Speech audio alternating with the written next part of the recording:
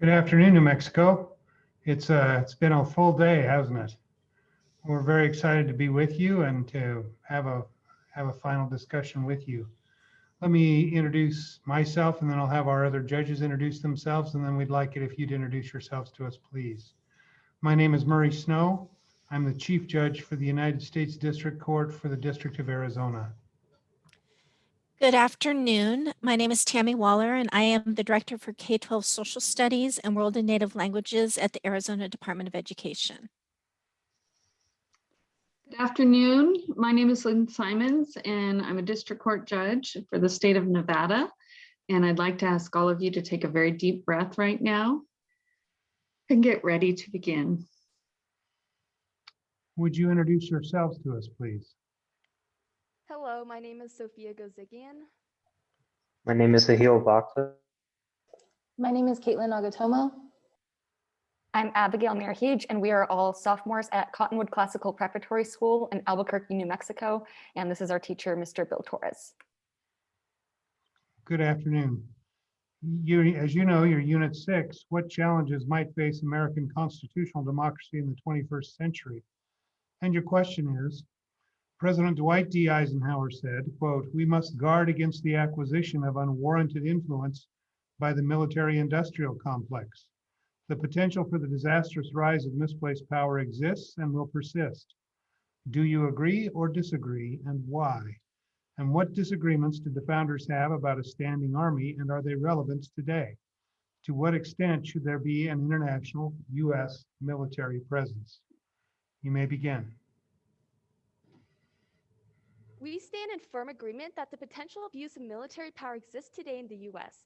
In a capitalist marketplace, industries are at the forefront of policymaking. The presence of interest group within lobbying creates increased opportunities for corruption. The influence of defense-minded corporations is a key factor in the government's prioritization of military, and as a result, the United States' international military presence is far beyond what it should be. The founders strongly opposed a standing army and would be horrified by the United States' current military force.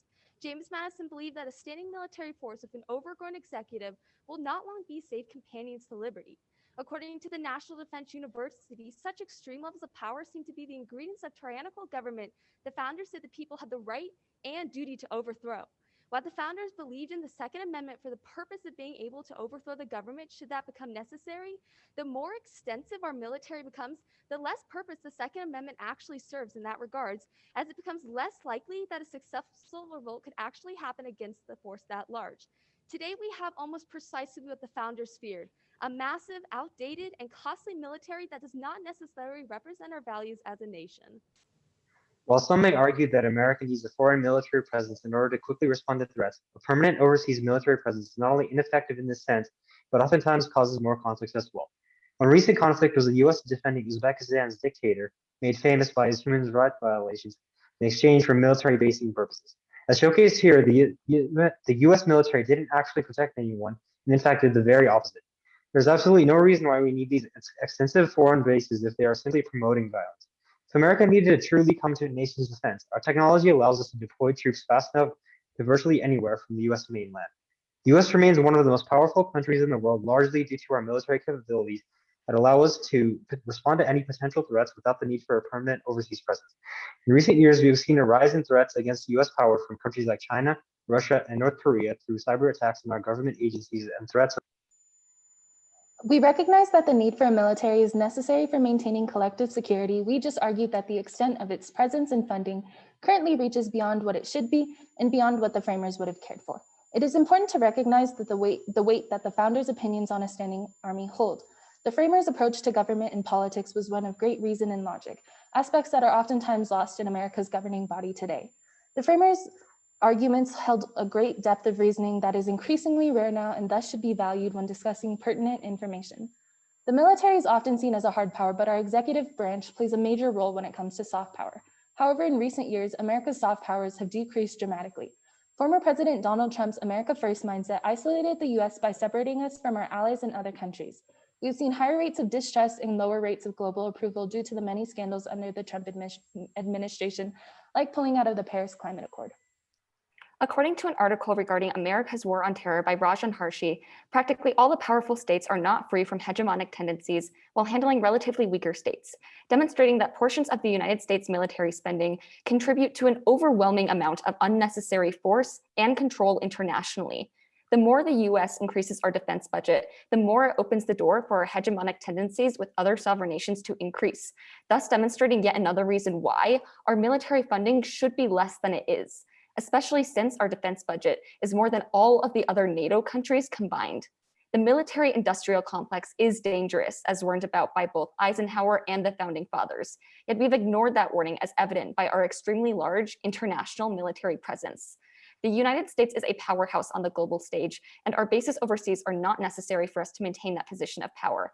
As a nation, we should move away from the idea that power comes from a standing army and instead focus on less invasive approaches towards maintaining international order. Thank you. Your first follow-up question, to whom or to what does the Constitution give control over the military? And is that delegation of power sufficient to prevent the abuse of military power?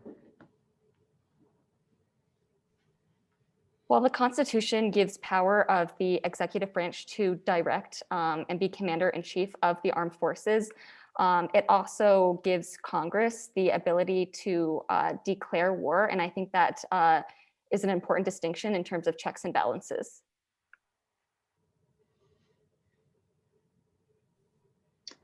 So I'd like to talk about, oh, whoops, is it you, Miss Waller? Go ahead. It's okay. My question is, you mentioned that you would like the military, or you would like the government to expand on less invasive practices for foreign policy. Could you please elaborate on what some of those practices are and where they've been used successfully?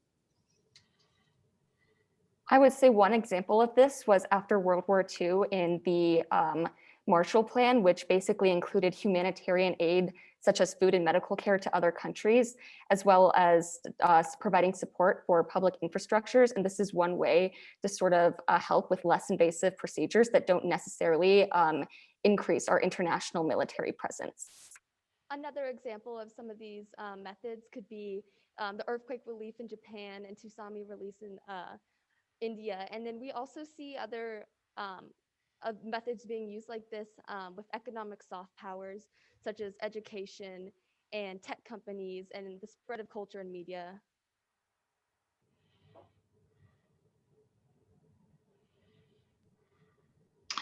So talking about your position with regard to an international presence, using the Spratly Islands in the South China Sea as an example, what are the positive and or negative aspects of a US military presence?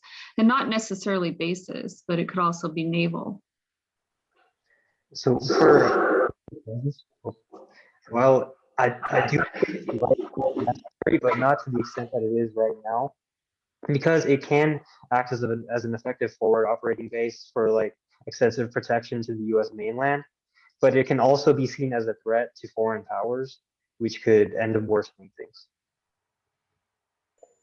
In regards to the Navy, we see that like the Navy often protects cargo ships and all of our trading overseas, and so, or I guess on the seas, and so that's like another way that the military presence is necessary and a pro, but the amount of military bases that we have now is a little bit overwhelming, and like my colleague said, can be seen as a threat to other powers.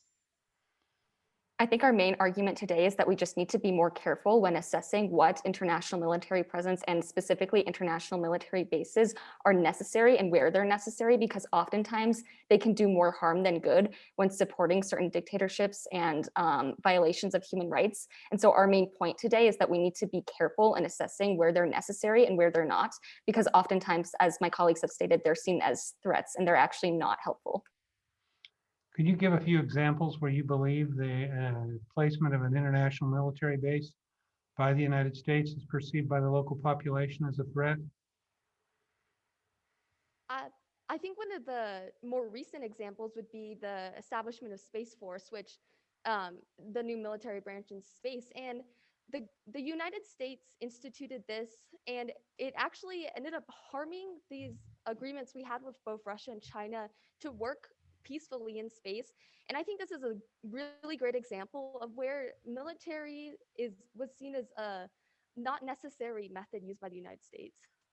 I think another good example would be those of the military bases in Okinawa, Japan. I have family there, and I know from like my dad and my other relatives that the US military presence there is not seen very positively. The locals in Japan tend to dislike the Americans in Okinawa, and while Okinawa is a very like popular tourist destination, a lot of people don't like how Americanized the island has become.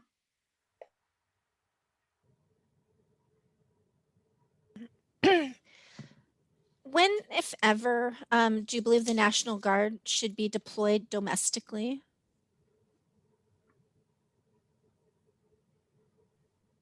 I believe the National Guard should be deployed domestically when it can be assured that their presence, again, will not do more harm than good, and when they won't be violating anyone's constitutional rights or human rights for that matter. And I think oftentimes in history, the National Guard has been used not necessarily in the right ways. And I do think that when debating whether or not to send the National Guard in, I think we need to consider which communities they're actually going to help and which ones they're going to harm based on their history with certain communities.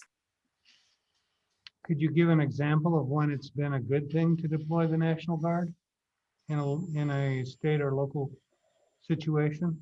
I think one of the best examples would be with the Little Rock Nine in Arkansas. We saw that all of the attacks on the Black children trying to go to school and get an education after the integration of schools, we saw them protecting the students and making sure that they were escorted to and from their classes. And I think that's a great example of the National Guard being used as a force for good.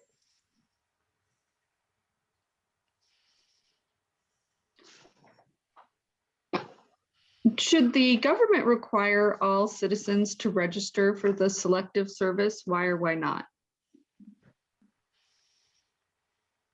I would say no. I don't think that that's necessarily fair to ask of citizens to pledge their undying allegiance to a military force when they don't know specifically what types of actions that military force will be taking. And I think it's unfair to ask individuals to just pledge their undying allegiance to something that they don't necessarily know what the consequences of will be. Additionally, I believe that a national draft is not necessarily necessary anymore, considering we have so many technological advancements. We can do things using robots. We can just send an airplane and drop bombs that way. And so we don't need to actually risk American lives. But if we do have like a threat like in World War II, which is sufficient enough that we need a draft, then I do think we should require all military age people available to register for a draft.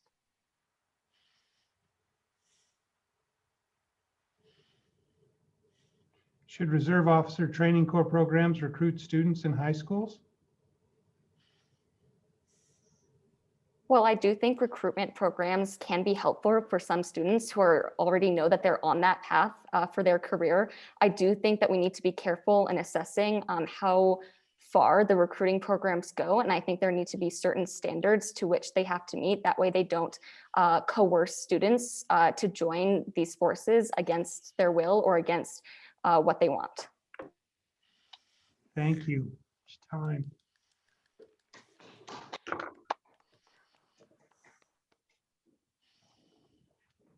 Well, it's nice to breathe easier, isn't it? You did a nice job. There was some passion, some interest, some real conversation going on. I appreciated that. You put forth a novel idea I'd never heard before or thought about, which is the Second Amendment was intended to be a protection against one's own government. It's kind of an interesting idea.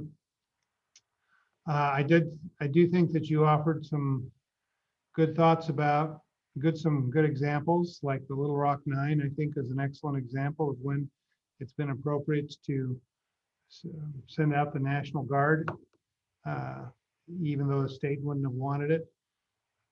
The one area that I would offer maybe a little bit of thought is as you continue, or if you continue, it would be good to maybe hear a little bit more from all of you. You all have good things to say, and we want to hear those things. But I enjoyed the presentation very much. I appreciated that you had a conversation with us and you weren't just throwing out a bunch of facts. You made statements, then you brought in your analysis. I thought that you also had some really interesting examples that we hadn't heard before, really talking about some of the relief efforts and some of the soft power that is used instead of military force.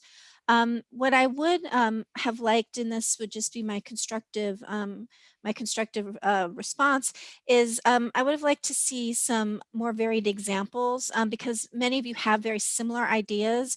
So really like coming up with that kind of opposing viewpoint a little bit. And even if you don't agree with the opposing viewpoint, bringing it forward as an opposing viewpoint so we can see the fact that those sides of the issues, you've seen them, and then you can argue against them.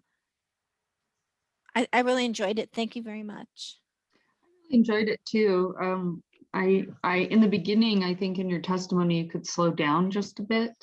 It started off pretty fast and furious, and it takes the judges a while to catch up. But then I think in answer to Cross, you were more conversational. And I know there was one instance in where there was a disagreement, but I agree with my colleagues that sometimes showing the other issue and then explaining why it doesn't apply shows your knowledge, the extent of your knowledge. And the only other, I would also be careful about being channeled into a question, because certainly in Nevada, our National Guard is who's doing all of our vaccines. And so there's some other, not just international humanitarian efforts and humanitarian aid that you identified, but there is domestic as well. So you might want to keep that in mind. But I enjoyed it. It was nice to see all of you.